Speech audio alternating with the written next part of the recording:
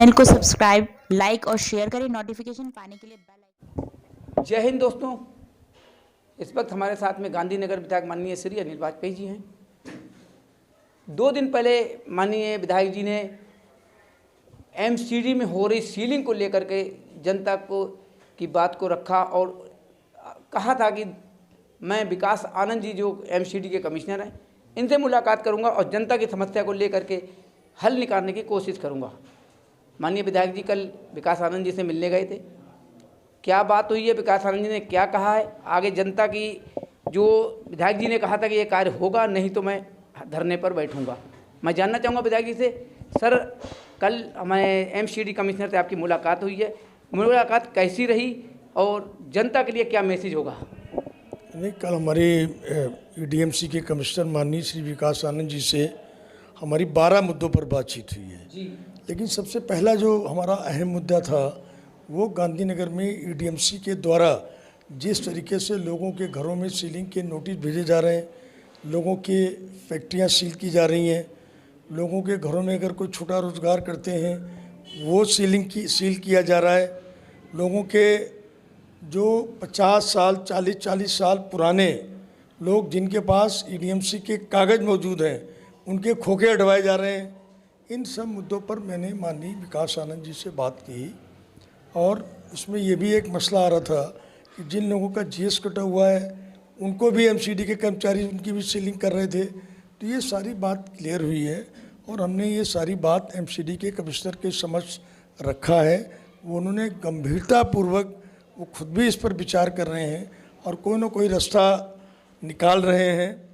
और हमारे दिल्ली के एसओसी हमारे पार्टी के बीजेपी के अध्यक्ष माननीय आदेश गुप्ता जी ने साफ तौर पर कह दिया है कि पूरी दिल्ली में एमसीडी के द्वारा कोई सीलिंग नहीं की जाएगी, कोई नोटिस नहीं भिजवाया जाएगा। किसके कहने पर ये नोटिस गांधीनगर में भिजवाए जा रहे हैं, ये प्रश्न सोचने का है और आप समझ भी गए होंगे कि ये नोटिस किसके इशारे पे भिजवाए जा रहे हैं। विधायक जी, आपने कहा है कि हमारे दिल्ली प्रदेश अध्यक्ष आदेश गुप्ता जी का आदेश भी है और जनता के समझ भी है और विकास आनंद जी से आपकी बात भी हुई, लेकिन समस्या ये आ रही है कि नोटिस बराबर आ रहे हैं। पहले बीच में कुछ दिन के लिए डाउन हुए थे, शांति हुई थी और फिर जो है 4-5 दिन से नोटिस कंटिन्यू आ रहे हैं और लोग परेशान हो रहे हैं। कोई विधायक के पास भाग रहा है तो कोई कहीं भाग रहा है और फिर वही एक सबको पता है क्या होता है।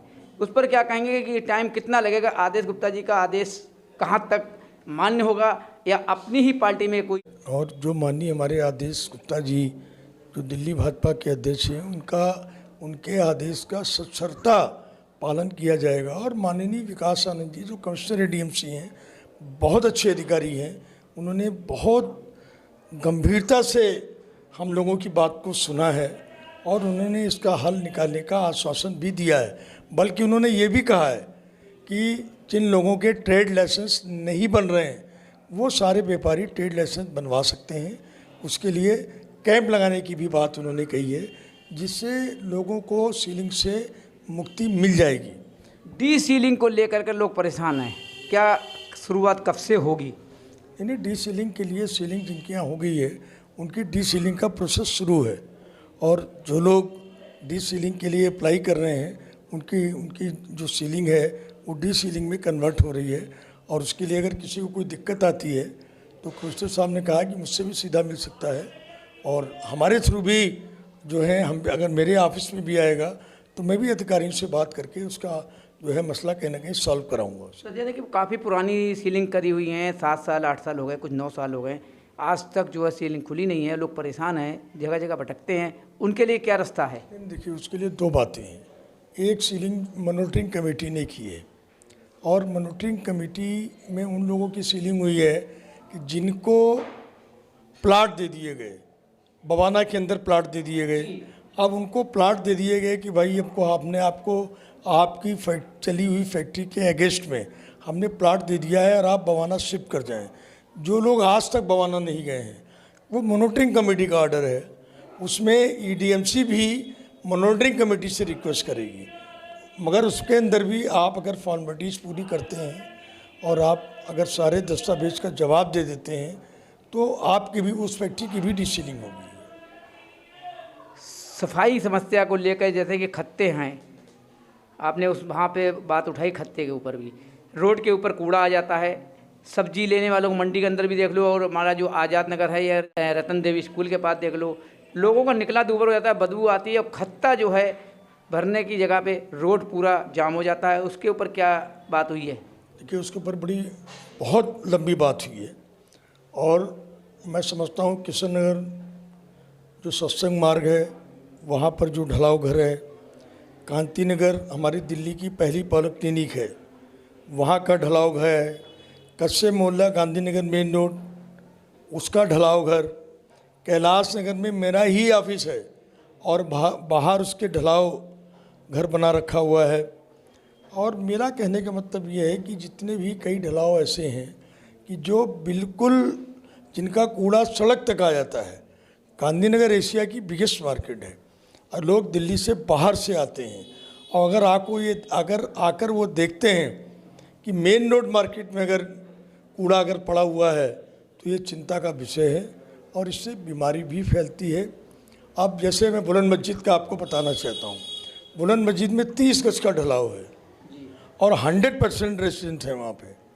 तो मैंने कल माननीय विकास आनंद जी से बोला है, मैंने कहा आप इसमें सरकारी ऑफिस खुलवा दीजिए, आप कर्मचारियों के हाजिरी का केंद्र बना दीजिए, और ठीक जैसा कि मुझे कमिश्नर साहब ने बताया कि ठीक उसके सामने कि जो SLM बांध रोड है और वहाँ पर शास्त्री बारक विधानसभा का ऑफिस भी है हम लोगों का, तो वहाँ पर ऑलरेडी बड़ा ढलाव घर और मॉडर्न तरीके से वहाँ लगभग बन के तैयार हो गया है। तो उन्होंने कहा है कि इसको वहाँ शिफ्ट कर देंगे।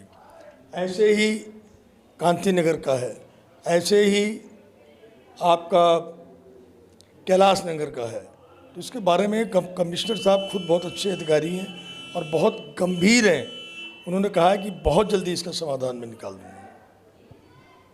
पे आपकी बात हुई, ये तो MCD को लेकर के हो गई आपकी, और आपका सीलिंग को लेकर गई। आगे क्या जो है मेन महत्वपूर्ण कौन सी ऐसी बात हुई जो जनता के हित की है? देखिए, सबसे बड़ी बात ये है, सबसे बड़ी समस्या गांधीनगर में हमारे व्यापारियों के लिए पार्किंग की है।